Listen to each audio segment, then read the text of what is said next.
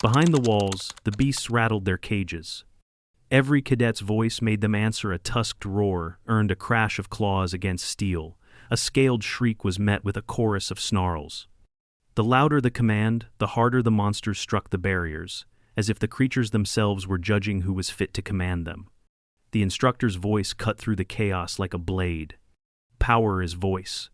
It must carry dominance. It must bend beasts as easily as it bends soldiers. Weak voices mean weak leaders.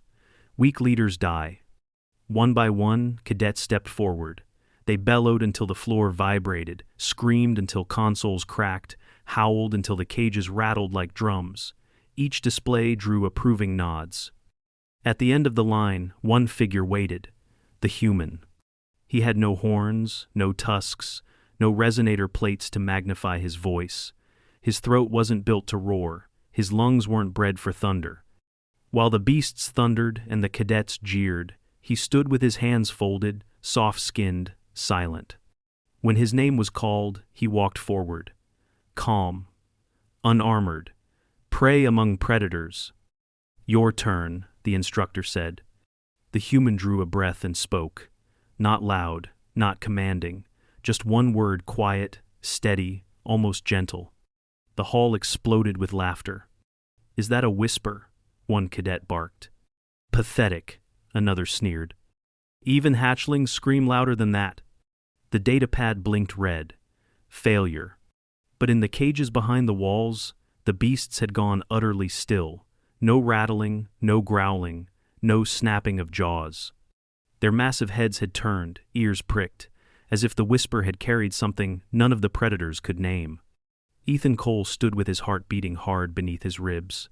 He tried to steady his breathing. He could feel his scalp tingling, where eyes fixed on him, mockery in their glare. Scores of alien cadets surrounded him. Javor, with tusks like curved blades. Trellin, whose singing shriek could shatter glass. Sava, whose throat had been modified with bone resonators to amplify every roar. They measured worth by loudness. Every culture in the academy insisted voice was the measure of power. Days before the trial, instructors drilled voice projection. They strapped cadets into reverberation chambers. Walls pulsated, pupils sweated, as they had to shout through acoustic filters that doubled their volume. Voice cracks were common. Several cadets woke with raw throats. They coughed nights filled with rasping wheezes. Medical staff patched them with saline gargles and vocal rest. Some had micro-tears in their vocal folds, verified by laryngoscope. Those would take at least 7 days of total silence or whisper mode to heal. Ethan had watched them all. Sore throats, swollen uvulas, bleeding from overstrain, lips cracked from shouting until hours after dawn. He never raised his own voice except in drills when required. In exercises, he spoke quietly. His voice never broke. It never cracked. He avoided overuse. He warmed up with humming in the morning and evening. He kept vocal hydration water chilled, but not cold, lozenges free of harsh menthols. The academy halls were thick with expectation that dominance equaled volume. Every general who visited measured cadet worth by decibels. Charts on the walls tracked voice volume across weeks. Ones who could sustain blasts of sonic intensity for 60 seconds received praise, failures stamped as weak. In class lectures, they illustrated with holographs the waveforms of voices. Alien voices showed spires and peaks. Ethan's graphs were flat lines with small undulations barely visible. The cadets laughed when the instructor displayed his waveform next to a tray lens. One morning, Ethan felt a tightness in his throat. He noticed when he spoke to his roommate, Milo Clark, that his voice felt thin. He had pushed too long in yesterday's projection drills. The next day, his throat felt raw. On inspection in the medical bay, they found swelling of the vocal folds, mild erythema, but no nodules yet. The doctor told him, at least 5 days of strict voice rest, then gentle phonation only. Ethan obeyed. He whispered to Milo, drank warm broths, avoided cold air and caffeine.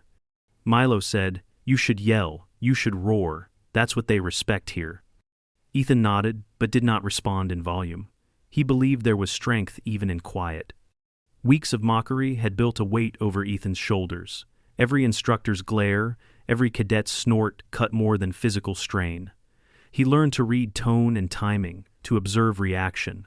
He knew how beasts shivered before certain commands, even those barely audible, from cadets who had trained for tremolo, staccato harshness. Then the announcement came. The trial of command. Instructors gathered cadets in the central hall. The arena gates would open 9 hours after dawn. Each cadet would command the war beasts, order them to obey, to kneel, to submit. The beasts bred for one purpose: to ignore fear, ignore pain, ignore submission. Previous generations had failed.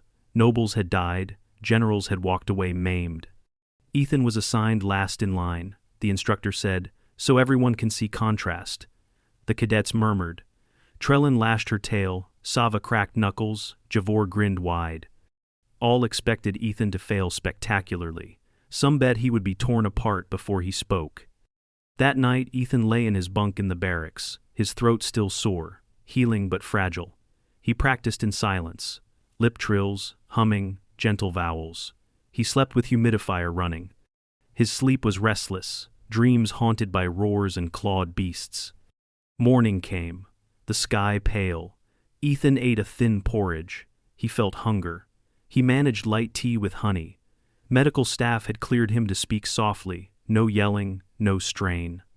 He felt the scar tissue under his folds still tender when he swallowed. He donned his uniform. The aliens wore armor that amplified their voices via resonators built into their chests, horns built for echo. Ethan wore only regulation gear, no enhancements. He walked to the trial arena. The gates loomed, the sand ringed with stone seats. Thousands present, cadets, instructors, nobles, even the emperor's observers. Beasts in cages behind metal grates, glowing eyes peering. The gates opened with a rumble. Beasts stepped out, plated hides, iridescent scales, sinew glistening under the sun, jaws strong enough to shear steel bars, claws that could gouge stone. They stalked the ring's edge. The alien cadets leaped forward first. Javor roared, Knel. Trellin screamed, Obey. Their voices amplified by resonators until the sound cracked the air. But beasts snarled. They snarled instead of kneeling. They charged.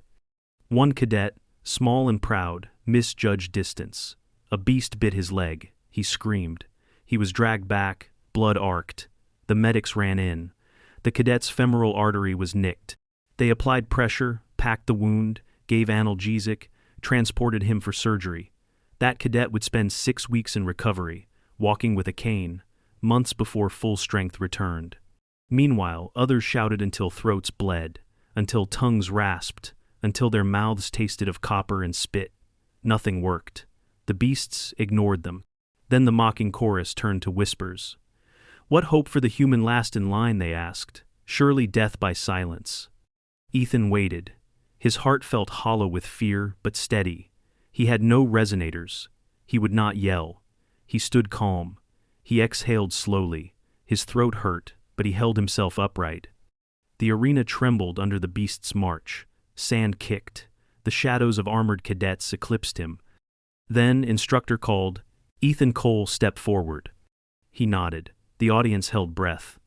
He spoke his word, not loud, not commanding, just one word, quiet, steady, almost gentle. Silence shattered. For a moment, nothing moved. The word Ethan spoke had no force behind it. It floated into the arena like dust in a shaft of light, barely there, entirely ignorable. No roar followed, no crack of dominance, just a word, a whisper. But the war beast stopped. Mid-charge, muscles bunched and jaws yawning, their massive bodies froze. One blinked. Another tilted its head. Then, one by one, as if an invisible hand pressed them downward, they began to lower. A plated beast, the size of a hover skiff, folded to its haunches. Another followed, then another. Within seconds, 7 war beasts engineered to ignore fear, pain, fire. Command sat in the sand like obedient hounds. Not cowed, not defeated, attentive, their eyes fixed on Ethan. Gasps rippled through the arena. The instructors stared, lips parted but speechless. The datapads tracking command response flickered, then stalled. Red bars vanished, Graphs went flat. The monitors didn't show compliance or resistance. They blinked a single word: recognition. Ethan said nothing else. His hands were at his sides, his face unreadable. He took one step forward. The beasts didn't flinch. Their breathing was slow, controlled. From the stands, a high-pitched voice whispered. They bowed. Another followed. That's not submission, that's choice. The crowd did not erupt. It couldn't. The quiet was heavier than any roar. Javor stood with his fists clenched, his throat bruised purple from screaming minutes earlier. Trickery, he growled. No beast yields to whispers. Instructor, Trellin snapped, her voice hoarse. He used tech. He has to have a stim modulator. There is no modulator, the instructor said, voice thin now. We scanned, nothing. No implants, no enhancers, nothing artificial. His eyes never left Ethan, he just spoke. The beasts had not moved since. One flicked an ear. Another shifted its weight, but they remained seated, calm. A handler approached to return them to their cages. The nearest beast growled once. The handler froze. Ethan spoke again. Quiet. Stay. The handler backed off. The beast stilled. Medical personnel took longer with the injured cadet. Reports confirmed a punctured femoral artery, significant blood loss, soft tissue damage. He would survive, but he would be off training rotations for at least 8 weeks. The medics were cautious. They applied direct pressure, administered clotting agents, and packed the wound in layers. The trauma required 2 surgeries. Nothing about it was brushed aside. Ethan watched from the edge of the arena as the medics worked. He didn't look proud. He didn't look shaken. He looked tired. The instructor approached him slowly. What did you do? Ethan's answer was a quiet one. I asked. The instructor's ridged brow creased. Asked? Ethan nodded. Not demanded, not threatened. Just asked. The instructor stared at him, but before more questions could come, the lead handler tried again to retrieve the beasts, this time with a full team. They used magnetic collars, shock poles. As they neared, the beasts bristled, not violently, but in silent resistance. Their eyes flicked to Ethan. When he didn't speak, the beasts rose, not in aggression, in waiting. He gave another word. Return. And they went. Not dragged, not driven. They turned, one by one, and walked calmly back into their cages. No need for shocks, no barking orders, just obedience. That evening, the academy buzzed, not with noise, but with something worse. Uncertainty. Ethan returned to the barracks under silent watch. Some cadets stepped aside without meeting his eyes. Others stared openly, unsure if they should mock him or kneel. He ignored them. His throat still ached from the strain of the morning. Though he hadn't spoken loud, the stress was there. Quiet tension can damage as surely as shouting. He drank warm fluids, herbal tea with manuka extract, took his prescribed anti-inflammatories, avoided citrus, which dried the throat. The academy's medics insisted he rest for 48 hours. He followed every instruction. Recovery mattered. That night, he received a summons. The academy's high chamber was rarely used. Only once in Ethan's time had he seen it occupied when a galactic warden visited to observe predator training. Now the chamber doors opened, and Ethan entered alone. Seated at the crescent dais were 12 figures, one from each species enrolled in the academy. Their faces impassive, behind them shimmering banners. In the center, a visitor in silver robes, embroidered with the imperial sunburst. The envoy of the Emperor. You are Ethan Cole, the envoy said, more a statement than a question. Ethan nodded once.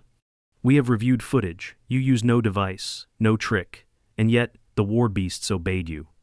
Ethan said, Yes. Explain. I can't. Can't or won't. Ethan thought a moment. What do you want me to say? The envoy gestured to the council. You were not born among predators. You have no voice of thunder. And yet, you held dominion where others failed. Even emperors have not achieved what you did today. Ethan's jaw tensed. I didn't hold dominion. I didn't control them. Then, what did you do? I saw them. Silence. I watched how they moved, how they reacted to each voice. I learned how sound changed them, how stress changed them. I studied their eyes, their gait, their breath rate. I didn't need to overpower them, I just needed to speak in a way they understood. The envoy sat back. Impossible. Not impossible, Ethan said, just not loud. The next morning, the handlers returned to the cages to feed the beasts. They had eaten, but their behavior had changed. They were calmer. They responded to basic cues without resistance. When one cadet shouted, the beast ignored him. When Ethan walked past the outer gate, the beast turned to watch him. Quiet. Still. One handler reached out with a calming stim. The beast flicked its tail once, annoyed. Ethan, seeing the moment from across the training yard, raised a hand and said gently, "Easy." And the beast relaxed. The handlers stared. "Commander," one said to the chief instructor. "They're listening, but only to him." By midday, the news had spread across the planetary network. Footage of the trial played in loops. Every military institute, every predator culture that once scoffed at humans, watched in stillness as beasts lowered their heads to a voice not raised. Diplomatic channels lit up, messages from homeworlds, questions, demands, and whispers, always whispers. What is it buried in the human voice that even monsters recognize? The question spread like static through the halls, the mess, the chambers. The idea took root. Not fear, not respect, something older. In the week that followed, Ethan was assigned observation only. The medics enforced it strictly. They monitored his vocal recovery, measuring swelling with regular laryngeal scans. No strain. Full vocal rest outside of basic need. Compliance was high. Human vocal cords, unlike predator structures, did not regenerate quickly. Damage could become chronic. By the third day, Ethan had regained light speaking ability, not full strength. Still, the handlers asked him to stand outside the cages again. The beasts came to the gate. They didn't growl, they didn't charge. They waited. Ethan placed a hand to the bars. "Hello," he said. 8 beasts sat down. The datapads blinked again. Not command accepted. Just recognition. 4 days later, Ethan stood on the arena floor again, but not for a test. This time, it was a demonstration. The High Command had arrived in full. Diplomats, sector warlords, empire-born nobles, and science officers in polished uniforms. Behind thick transparent shielding, they watched from observation tiers above the sand. The war beasts waited behind heavy gates, calm but alert, their cage walls scarred from decades of failed control attempts. Ethan stood alone. No armor, no amplification. The only sound in the vast arena was the faint hum of energy barriers and the low breath of predators just out of sight. A speaker's voice echoed overhead. "This is a Class 12 war beast trial. All observers will remain in protected zones until cleared." The side gate opened. 8 beasts emerged, muscle and scale, tusks and plated hides. Each one weighed more than a military hover tank. Eyes burned orange, breath steamed the air. The crowd tensed. In the observation tier, a general tapped his datapad, triggering decibel sensors. The readings began baseline. Silence. Ethan waited, feet firm in the sand, no theatrics, no stance of power. He simply stood and watched them come. The beasts stopped 3 meters from him. One snorted, another scratched the earth with a foreclaw. The largest, a striped brute with overlapping jaw plates, stared directly at Ethan's chest. Then Ethan spoke. "Sit!" The word carried no force. It was spoken like a suggestion, maybe even a greeting. But to the beasts, it was command. No hesitation, no confusion. They sat. Gasps from the tiers. The sound of shifting bodies, shocked murmurs. Several high-ranking instructors leaned forward at once. They checked their monitors again. Still no command received. Instead, recognition. The beasts did not fidget. They didn't scan for weakness. They waited. Some blinked slowly. One yawned. Ethan looked up toward the observation glass. "Is there anything else?" The envoy stepped forward. "Ask them to move." Ethan turned slightly. His voice stayed level. "Walk." The beasts rose. Without aggression, they began to pace the perimeter, each step measured, avoiding Ethan's path. Dust curled around their feet. When he said stop, they halted, forming a wide circle around him. The image was undeniable. 1 human, 8 war beasts, calm, obedient. The envoy raised his voice. Can anyone else replicate this? No answer. The science officer stepped forward next. Has he been tested for vocal modifications? Twice, the instructor replied. No implants, no chemicals, no acoustic enhancers. He's just human. One noble scoffed. Nonsense. There must be some code word, some frequency. But even they sounded uncertain. Ethan spoke again. Return. And the beasts did. No resistance. They turned and walked back through the gate, one pausing to nuzzle his arm before it left. That evening, the academy was quieter than it had ever been. Cadets murmured in corners, but no one raised their voice. The sound of laughter was gone. The echo of shouting drills was absent. Only the low hum of systems filled the air. Ethan sat alone in the medbay, a patch pressed gently to the side of his neck. The academy's chief medical officer, Dr. Havel, scanned his throat with a portable laryngoscope. Your cords are healing well. Still signs of inflammation. I'd advise another 3 days of limited use. You're lucky. If you'd strained harder in that first trial, we might be looking at scar tissue. Ethan nodded. His voice rasped faintly. I'm being careful. I've seen screamers destroy their voice boxes in a week here, Havel muttered. But yours? It's different. There's no trauma. Just resonance. Is that a diagnosis? It's a mystery, Havel said, but a quiet one. He handed Ethan a vocal recovery kit, hydration sachets, lozenges, a strict phonation log. Track your usage. I want hourly readings until full recovery. Ethan accepted it. Thank you. Just don't do anything reckless. You're not invincible. Even quiet power wears out if you push too far. But the academy was already pushing further. The day after the demonstration, 3 instructors from off-world predator academies arrived for observation. Then came a genetics team, authorized by Imperial Seal, to test the beasts. They ran neural scans, muscle reflex trials, even chemical scent mapping. The beast's brains showed no unusual activity, no dopaminergic spikes during Ethan's command, no altered fight-or-flight responses. But there was one anomaly. Their baseline stress levels dropped significantly in his presence. One scientist wrote in the log, no sign of hormonal suppression. Recognition appears behavioral, not biochemical, yet consistent. Total compliance. Still, no one could explain it. Milo Clark returned from injury rotation and found Ethan seated alone in the mess.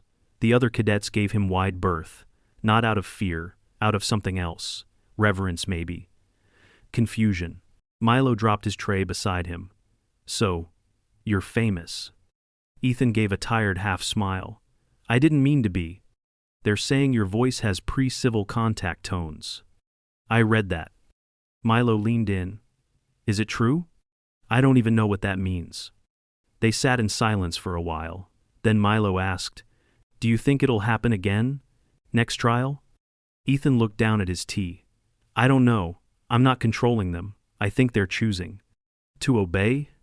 No, Ethan's eyes were distant. To listen. The academy scheduled a final test, a controlled experiment, this time in a sealed chamber, isolated, no possible tricks. One beast, one command. Ethan stepped into the test cell, no observers except a few officers behind shatterproof glass. The beast was agitated, unfed, partially sedated. Its breathing was fast, heart rate elevated. It paced in circles, claws carving grooves into the reinforced floor. Ethan said nothing at first. He stood quietly, hands loose. Then he said, easy. The beast stopped. Just stopped. It stood there, breathing slowed, muscles relaxed.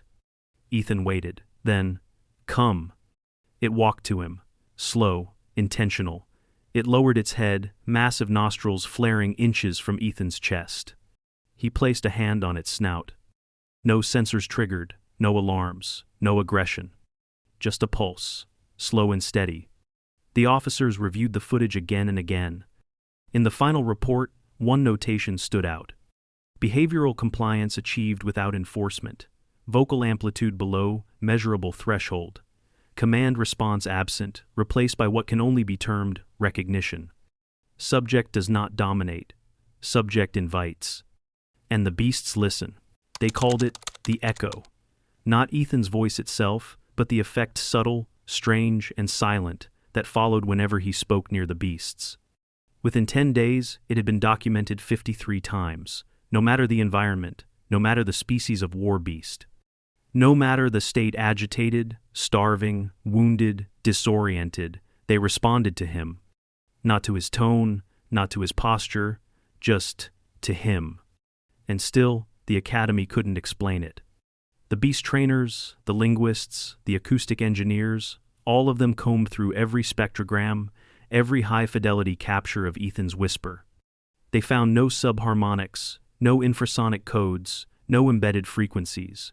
His voice wasn't louder, smarter, or more complex.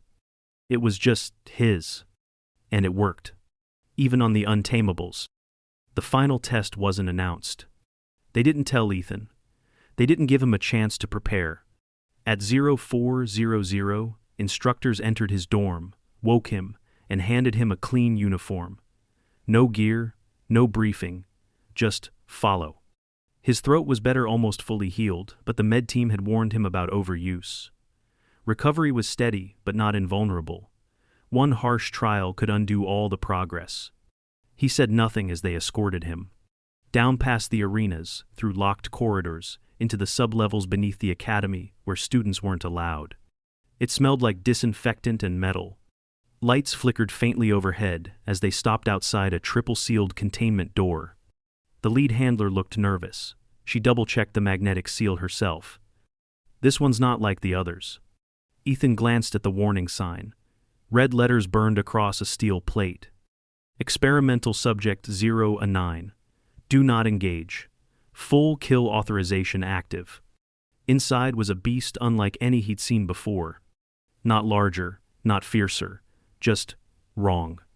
Its limbs bent oddly, its skin shimmered without light. It hadn't been bred for battle like the others. This one had been built a prototype war intelligence unit, rejected after killing 3 handlers on instinct. It didn't charge, it didn't roar. It simply watched. And when Ethan stepped in, the air changed, thickened, like gravity had found something new to pull on. He stood still. The beast paced once, then stopped in front of him, its head tilted, as if evaluating not his size, but his presence. He took a breath. "Hello," he said, soft but audible. No response, no reaction. Then he said, "I see you." The beast shuddered. Its body trembled not with fear, but awareness. Ethan lowered his head slightly. "Do you want to be seen?" Seconds passed. Then it sat. Not aggressively, not obediently. Deliberately. Outside the glass, officers leapt from their seats. A siren blared once, then cut off mid-wail. Monitors didn't flash recognition this time. They went blank. One line of text replaced all telemetry. Waiting. After they released him, Ethan was brought before the Academy's highest tribunal. Not to reprimand him, not to test him. To ask. What was his voice? What command had he given? And his answer remained the same. "I didn't command. I spoke." "But why do they listen?" one noble demanded, even when others screamed themselves hoarse. Ethan looked down at the table between them. "I don't know. Maybe they hear something we don't. Or maybe they're tired of being shouted at."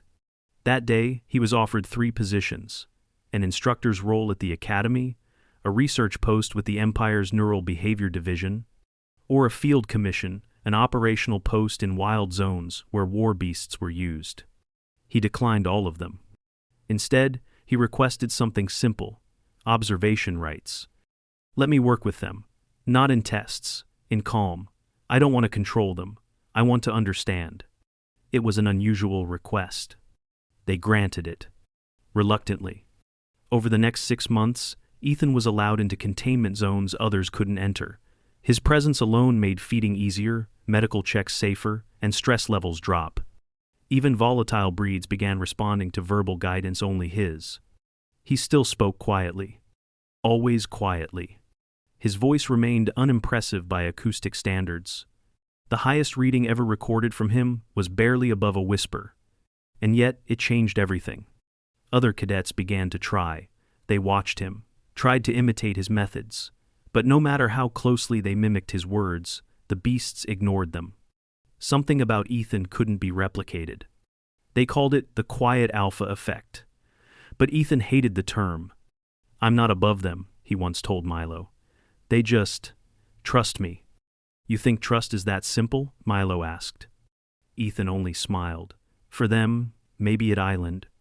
One evening, just before the Academy's seasonal close, Ethan visited the central enclosure, his favorite.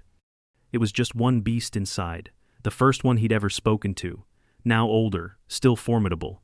It approached slowly and sat beside him as he stood by the gate. He spoke softly. "Tired?" The beast huffed once. "Me too." They watched the horizon together, two figures, so different in form, but somehow aligned in stillness. And, in that silence, Ethan felt it again. Not power. Not control. Just connection. Unspoken, ancient, and unmeasurable. The next morning, the Academy's central speaker system broadcast a quiet announcement. Cadet Ethan Cole transferred to Research Unit. Cross-species behavioral ethology. Beast training program suspended until further notice. No explanation. No replacement. Just a quiet end to a louder age. And as he left, walking out past the gates with only a satchel and a notebook, he paused once. He turned toward the cages, where 8 sets of eyes followed him through the bars. He raised his hand. "Goodbye," he said. And in perfect silence, they bowed. The Academy would never forget what happened. Not because of the beasts, but because, for the first time in history, they had to confront a question they couldn't answer with volume. If monsters obey the human voice, what else will? And no one dared raise their voice to answer.